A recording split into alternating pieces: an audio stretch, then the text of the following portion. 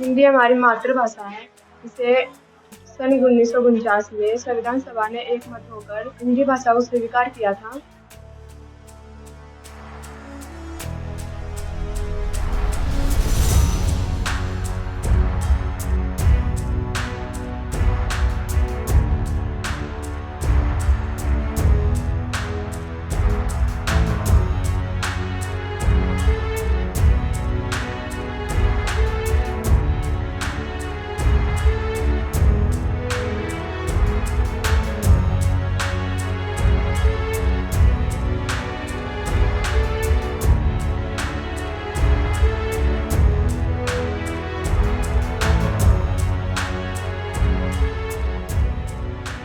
आज दामूक नगर की टीम राजस्थान के सवाई माधोपुर डिस्ट्रिक्ट के गांव में है, जहां एक ऐसे समाज की बच्ची जो शिक्षा हासिल कर रही है पूरे परिवार के विरोध के बावजूद, जो बदनाम है समाज में। हम उनसे बात करेंगे कि किस तरह की दिक्कतें आई हैं उनको और कैसे वो शिक्षा को हासिल कर रही है और आगे क्या कुछ करना चाहती है समाज को सुधारने के लिए। सर, मैं बचपन में थी तब तो खेल कूद के बारे में होती, लेकिन मेरे पापा अनपढ़ है। वो लोगों के देखते थे नौकरी करते हुए, उनको भी अच्छा लगता था। वो चाहते थे कि मेरे भी बच्चे पढ़े, इसलिए हमें भी वो पढ़ाने के लिए स्कूल भेजते थे, रोज भेजते थे। हम जिस दिन बहाना भी बनाए तब भी वो भेजते थे, क्योंकि वो पढ़ाना चाहते थे। किंतु जब मैं 8 क्लास में आई तब हमारे है ना मेरी बहन थी बड़ी, उनकी शादी के रिश्ते नहीं आ रहे थे। हमारे वहाँ पे ना 15 साल के बच्चों की शादी कर देते हैं हमारे समाज में। हमारे समाज में और भी कुछ बहुत होता है, तो उनके बारे में ना समाज वाले कहते थे कि वो इतनी जवान हो गई है, इसको घर रखा है, इनको बेच दो, वहाँ पे भेज दो अलग धंधा करवाने। तो फिर मेरी दीदी नहीं चाहती थी, मेरी मम्मी भी खिलाफ थी। मेरी मम्मी किंतु कुछ बोल नहीं पाती थी, वो दबी हुई थी, क्योंकि औरतों की चलती ही नहीं ना, इसलिए। एक बार हमारे कलेक्टर मैम भी आती थी, उन्होंने हमें लड़कियों के बारे में बताया कि है ना कुछ भी हो सकता है। तो उन्होंने हमें बताया कि 18 साल से नीचे को जो 1098 पे फ़ोन कर सकते हैं। और मेरी दीदी 18 साल से नीचे की थी, इसलिए फिर बाद में उन पर दबाव करते थे और लड़ते रहते थे। मेरी दीदी को भी बहुत टॉर्चर करते थे समाज वाले। मेरी फैमिली को चाहे कुछ नहीं बोले, लेकिन दूसरे लोग बोलते रहते थे। मेरे पापा ने भी फिर बाद में तो वो भी ऐसे ही बोलने लग गए थे, किंतु समाज के साथ। बट पहले मेरे पापा ऐसे नहीं थे, समाज वालों की वजह से वो भी ना डांटने लग गए। फिर बाद में मैंने बोला है ना कि अगर आप लोग कुछ भी गलत करते हो तो मैं ऐसा कर दूंगी, ऐसा कर दूंगी, मतलब कि आप लोगों को फंसा सकती हूँ, कि कानून की मदद ले सकती हूँ। और आजकल तो मोबाइल का वजह से ना फट से एक कॉल किया जिसमें सब हो जाएगा।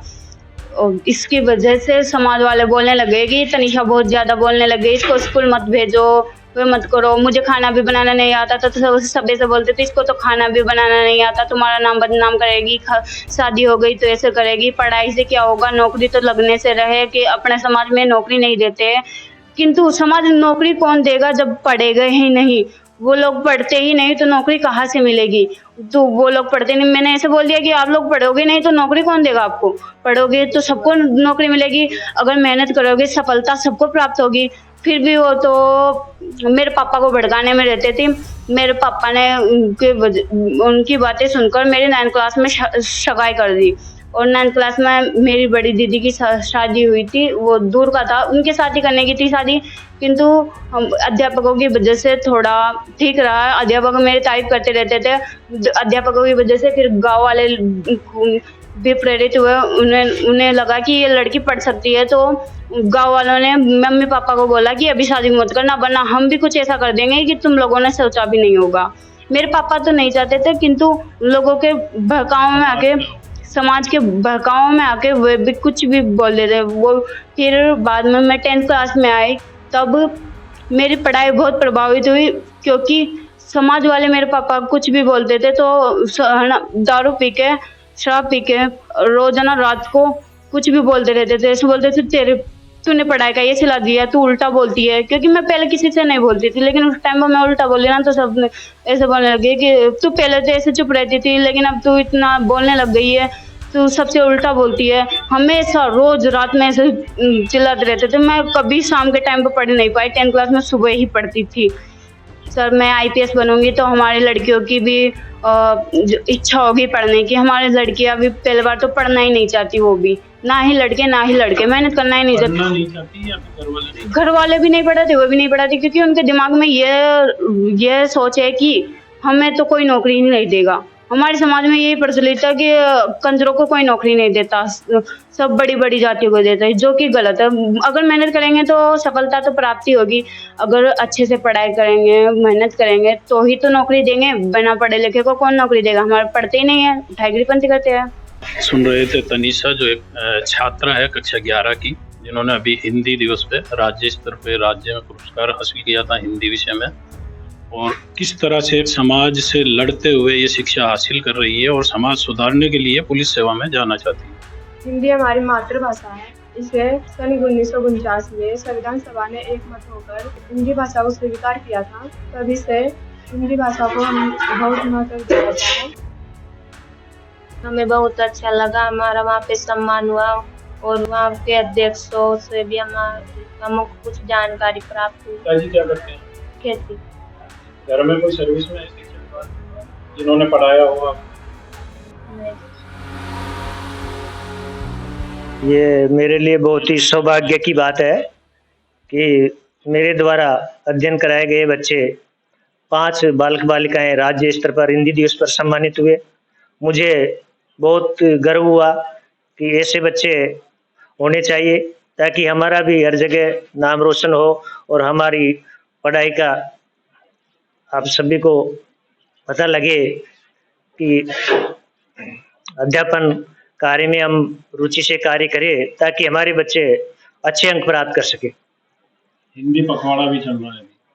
हिंदी पखवाड़ा चल रहा है, उसमें हमने सबसे पहले हिंदी दिवस मनाया है अभी 14 तारीख को ही, और बच्चों को हिंदी दिवस के माध्यम से संदेश दिया है कि हमें हिंदी पर विशेष ध्यान देना चाहिए।